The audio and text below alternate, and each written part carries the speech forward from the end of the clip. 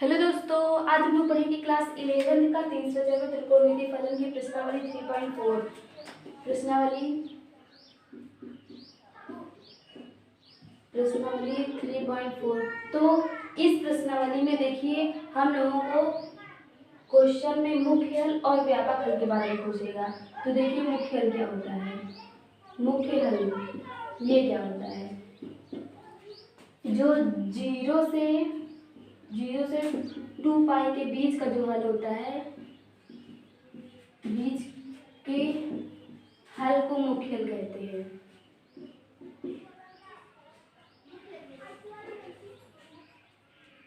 हल को मुख्य हल कहते हैं।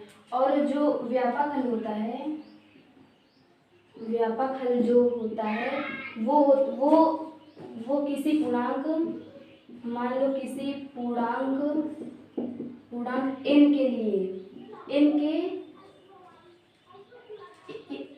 इसके सभी मानों के लिए, सभी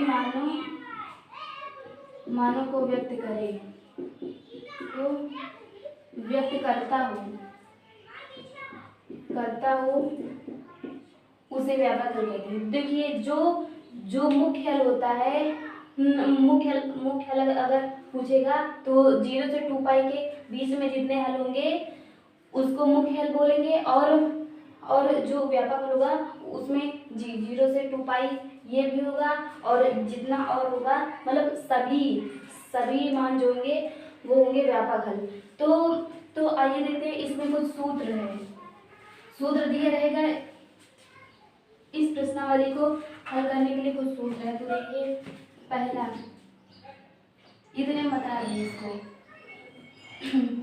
अगर रहेगा साइन x बराबर 0, अगर यहाँ पे साइन x बराबर 0 रहेगा तो जो x निकलेगा वो n पाई निकलेगा, और जहाँ n जो होगा वो क्या होगा, इंटीजर मतलब पूर्णांक होगा।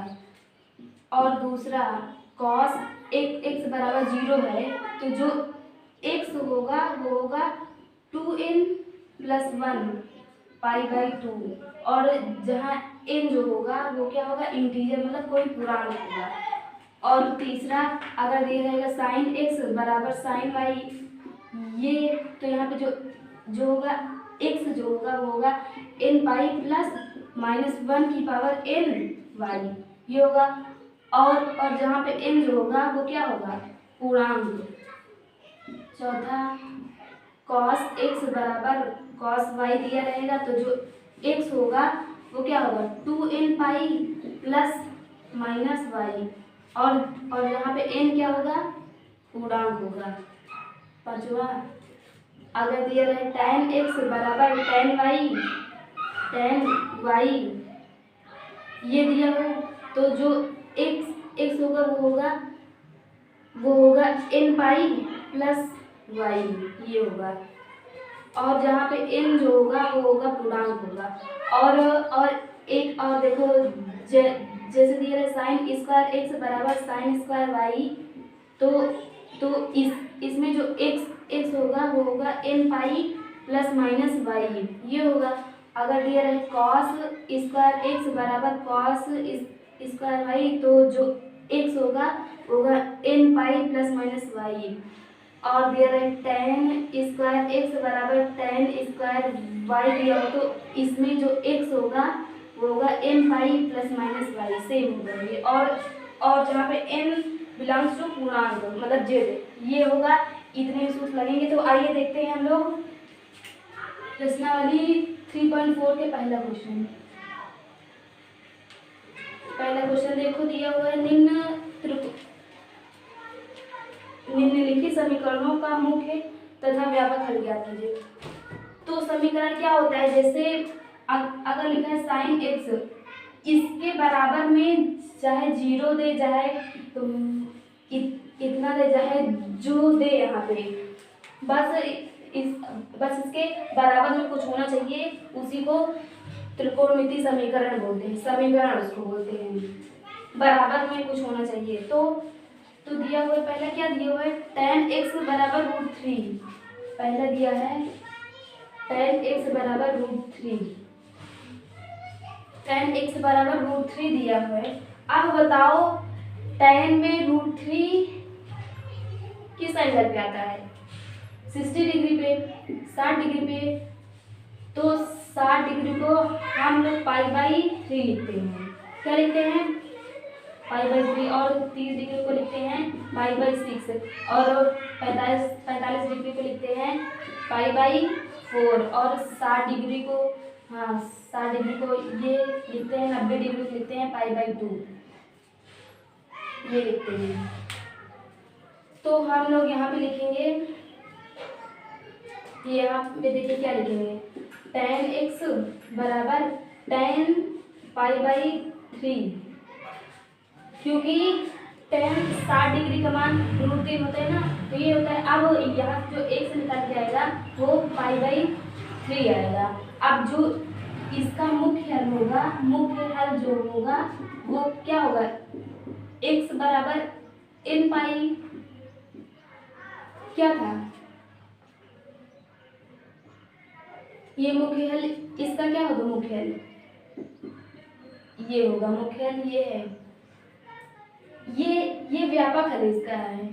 क्या है? ये व्यापक हल है, क्योंकि व्यापक हल में n के सभी मानों के लिए जो सब व्यक्त कर दे उसी को व्यापक हल बोलते हैं। तो ये व्यापक हल है। और जो मुख्य हल है वो क्या है, π/3, क्योंकि जो π/3 है वो 0 से 2π के बीच में आता है कि नहीं, π/3 आता है, तो ये है। और दूसरा क्वेश्चन देखिए, दूसरा दिया है sec x बराबर 2। क्या दिया हुआ है? sec x बराबर 2। अब बताइए कि sec में 2 किस एंगल पे आता है, 2 sec में किस एंगल पे आता है बताइए। cos 60 डिग्री का मान 1/2 होता है, तो sec 60 डिग्री का मान 2 होगा ना। तो ये इसको लिखेंगे sec x बराबर sec 60 को π/3। अब जो मुख्य हल होगा, देखो इसको ऐसे भी लिख सकते हैं, और एक और बताते हैं। पहले इसको हम लोग cos में चेंज करेंगे, तो ये हो जाएगा 1/cos बराबर, ये भी पलट जाएगा, देखो नहीं ये नहीं पलटेगा, ये 2 देखो।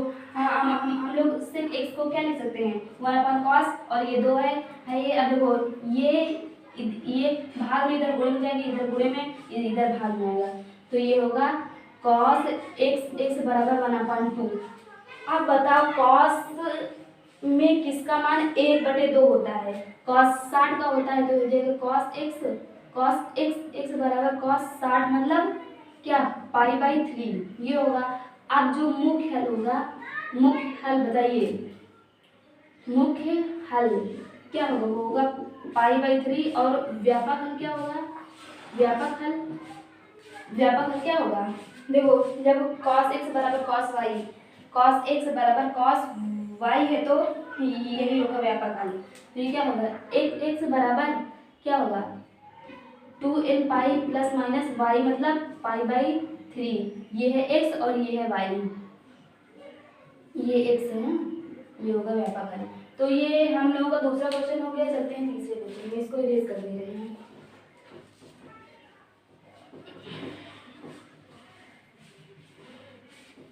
तीसरा क्वेश्चन क्या बोला हुआ है, cot x बराबर -√3। तीसरे में है cot x बराबर -√3। तो देखिए ये है, अब cot को हम लोग लिख सकते हैं 1/tan x, लिख सकते कि नहीं, और ये इतना है। अब बताओ ये भाग में इधर जाएगा गुणे में, और ये यहाँ चला आएगा, तो देखियो यहाँ क्या हो जाएगा, tan x बराबर -1/√3। अब बताओ कि tan, ये मान लो ये y है, ये एक सकते, ये प्रथम द्वितीय तृतीय चतुर्थ चतुर्थांश है।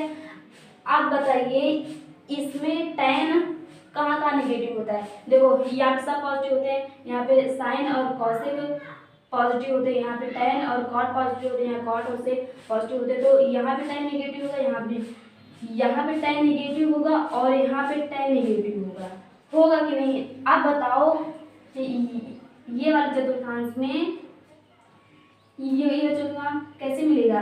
देखो ये है 90 मतलब π/2 और ये है पाई मतलब 180। तो अगर यहाँ पे हम पाई माइनस थीटा कर दें मतलब कि पाई माइनस थीटा मतलब x, वही थीटा जो ये होगा इसका मान अगर हम लोग ये कर दें तो ये वाला चतुर्थांश मिलेगा। अब ये क्या होगा? देखो ये 2 पाई है कि नहीं? 2 पाई है। अगर हम लोग 2 पाई में से कुछ घटा दें तो ये वाले में आ जाए कि नहीं? तो ये 2 पाई माइनस थीटा अगर करेंगे तो ये वाला चतुर्थांश मिलेगा और ये वाला। तो ये वाले और ये वाले में निगेटिव होता है क्योंकि यहाँ निगेटिव है तो ये वाला लेंगे। तो देखिए कैसे लेंगे। देखो ये है tan x। आप बताइए tan में किसका मान 1/√3 होता है? किसका मान होता है? 30 का होता है मतलब π/6 का होता है। लेकिन यहाँ पे अगर हम लोग पाई माइनस π/6 कर दें तो सेम यही आ जाएगा। आएगा कि नहीं आएगा? कैसे आएगा? देखो यहाँ पे ये किया है मतलब यहाँ पे 180 माइनस थीटा क्या होता है? tan 180 माइनस थीटा क्या होता है? tan थीटा और द्वितीय चतुर्थांश में tan निगेटिव होता है तो ये होगा। अब tan 30 डिग्री का मान क्या होता है? 1/√3। ये देखो आया कि नहीं आया? तो देखो अब क्या होगा? यहाँ लिखेंगे tan x बराबर tan, इसको सॉल्व करो तो 6, ये आ जाएगा 5 π/6 ये आएगा। अब जो मुख्य हल होगा, मुख्य हल क्या होगा? यहाँ पे 5 π/6 होगा और जो व्यापक हल होगा, व्यापक हल जो होगा वो क्या होगा? tan x बराबर tan y, ये होगा व्यापक हल। क्या होगा? x बराबर n पाई प्लस y मतलब 5 π/6 ये होगा व्यापक हल। ये होगा व्यापक हल। देखो ये वाला भी होगा। अगर हम लोग 360 वाले में जाएंगे तो वो होगा tan x बराबर tan, दो चतुर्थांश में हमारा tan निगेटिव था ना तो ये हो जाएगा 2 पाई माइनस ये हो जाएगा। ये होगा। अगर इसको भी हल करेंगे तो इतना ही आएगा। तो देखो ये हो जाएगा tan x बराबर tan 6 दूनी 12 मतलब 11 π/6। तो जो एक और हल होगा वो होगा 11 π/6 प्लस n पाई। ये भी होगा, ये भी होगा। समझ में आया ना? तो ये हम लोगों का तीसरा क्वेश्चन हो गया। चलते हैं चौथे क्वेश्चन में। चौथा क्वेश्चन देखो क्या बोला है? cosec x बराबर -2। चौथे क्वेश्चन में दिया है। देखो ये वाला क्वेश्चन इस बार हम बहुत अच्छे से बताएंगे, ये वाले समझ लेना ठीक। अगर पीछे ना समझ आया तो क्या होगा? cosec x बराबर -2 ये हुआ। अब देखो यहाँ पे यहाँ जितने सूत्र हैं वो सिर्फ tan cos और साइन में है, लेकिन ये cosec में अगर इसको हम लोग साइन बना लें तो यहाँ से सूत्र लिखने में आसानी होगी कि नहीं? तो देखो cos क्या होता है? cosec क्या होता है? 1/sin x होता है और ये बराबर है -2 के। अब देखो ये भाग में है तो इधर गुणे में चला जाएगा तो यहाँ से 1 बचेगा। 1 बराबर -2 इंटू साइन x ये हुआ। अब देखो कि ये जो 2 है -2 है यहाँ पे गुणे में है तो इधर भाग में चलाएगा तो यहाँ क्या बचेगा? साइन x बराबर -1/2 बचेगा। आप बताओ साइन में देखो अब यहाँ पे हम लोग साइन में क्यों ढूंढते हैं? क्योंकि यहाँ साइन है, अगर यहाँ पे कॉस होता तो इसमें कॉस में ढूंढते, tan में जो होता उसको ढूंढते। लेकिन अब यहाँ पे साइन है तो हम लोग यहाँ साइन में देखेंगे कि साइन में किसका मान 1/2 होता है तो वो होता है साइन 30 का मान। लेकिन अब देखो यहाँ पे निगेटिव है, माइनस में है, तो अब हम लोग कार्तीय ताल पे जाएंगे, चतुर्थांश में जाएंगे और देखेंगे कि साइन कहाँ कहाँ पे निगेटिव होता है। तो देखो यहाँ पे सब पॉजिटिव होता है, यहाँ पे साइन और कॉस पॉजिटिव होता है, और यहाँ पे साइन निगेटिव होता है, और यहाँ पे साइन निगेटिव होता है। मतलब तीसरे में और चौथे में साइन निगेटिव होता है ना, होता है। तो देखो ये क्या है, ये π/2 और ये है पाई। तो हम लोगों को तीसरा चतुर्थांश कैसे मिलेगा, पाई है, अगर पाई में कुछ जोड़ दें तो हम लोग तीसरा मिल जाएगा, मिलेगा कि नहीं, ये मिलेगा। और ये वाला कैसे मिलेगा, चतुर्थ कैसे मिलेगा, ये 2π है, अगर 2π में से कुछ घटा दें तो हम लोगों को ये वाला चतुर्थांश मिल जाएगा। तो देखो इसमें निगेटिव होता है, इसमें निगेटिव होता है, तो इसके 2 मान निकलेंगे, 2 मान मिलेंगे।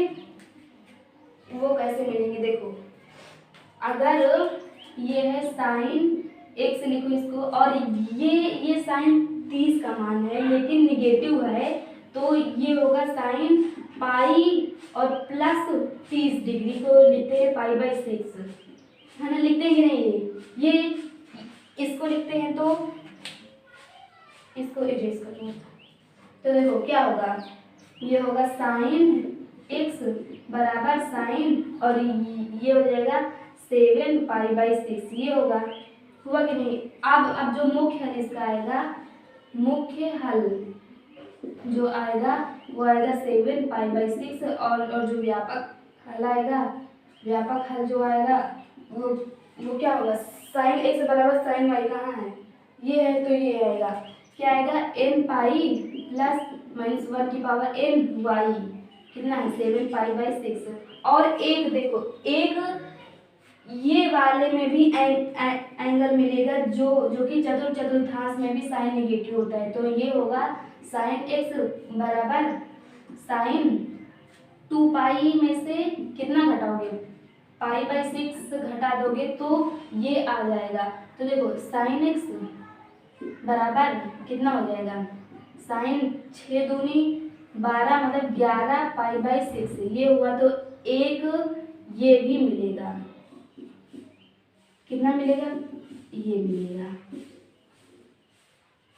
ये भी होगा, ये भी होगा, ये भी होगा।